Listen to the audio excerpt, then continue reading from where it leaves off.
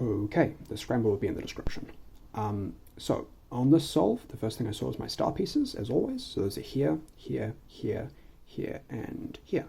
Because they're all kind of just in this group of very few faces, I know that if I put any F12 pieces like in the back right or in the back left or something, they'll probably be preserved by my star solution. So that's a really easy way to transition into F12.1. So I look around to see if I can take advantage of that, and I immediately see these two pieces. They're green, red, here and here. There might have been faster F12.1 options, but this was really easy to see, so I just did that to preserve them. Now, for my star solution, I have this yellow and this blue one, which I solved correct relative to red, like this, and then solve these last two like so. So that's a pretty easy star. Now, I remember where this was, so I can go straight into my F12.1, like this. And while I'm doing that, I'm looking for my F12.2, and I see this red-blue here and up here. So I can insert this and go straight into F12.2, like that. Now I see this edge and its corresponding corner down here. So for F12.3, I do this. I've set these up I've set these up for an easy insert now. And when I pair them up, I'm going to do the first move of my insertion, like that. Then, insert them, then purple, green, very easy looky hit. This being my PB solve, there was a lot of easy stuff throughout it, but easy looky hit and pretty easy solution, like this, and insert. Now, this is the only bit on my F12 I wouldn't say I struggled with it, but it was, not as good, just because I had a bit of a pause in my solve here while I looked for the edge, because it wasn't, immediately visible. It turned out it was in the back and kind of hidden by my hand. So I had a bit of a pause in my solve here, but, overall it wasn't too bad. Once I found it, I solved it like this, and then moved on to S2L. Generally, when I'm starting S2L, I want to find 3 matching pieces, 2 edges and a corner, so that I can solve a block, like in here or something.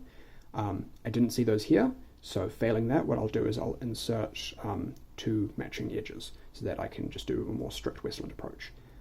So I was able to do that, where I saw the edge here and here, so I just match those together and insert them like so. Now I'm looking for the pairs that go here, here, and here, and I see one of them right here, and the other one orange-purple here and here. I could have solved these two first, but solving orange-purple first moves these over sort of closer to where they need to go, which I know will make for a better solution later. So I pair the orange-purple up like that, and then just insert like so.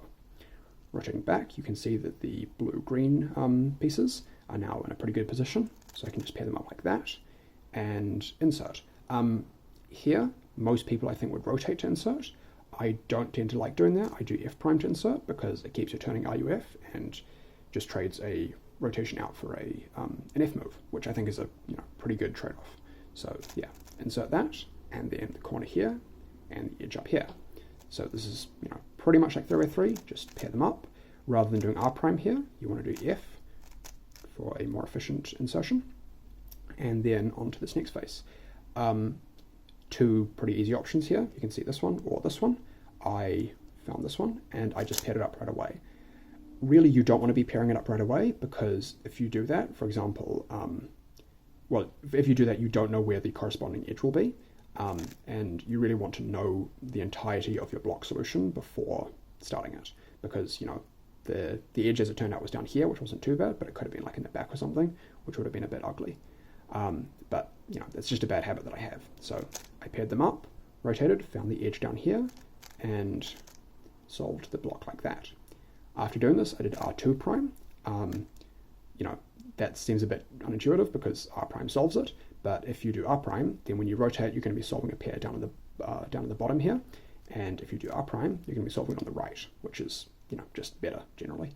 And as it turned out, it was really good because the pink-red pieces are here and here, which I can solve just like that, which is really good. Now I see this pair and the corresponding edge down here. This is a bit of a mess up. I meant to do R2 prime, which would have made for a 5-move insertion, or 5-move insertion once I moved it over. Sorry, not 5 moves. 1, 2, 3. Oh yeah, 5 moves. Okay.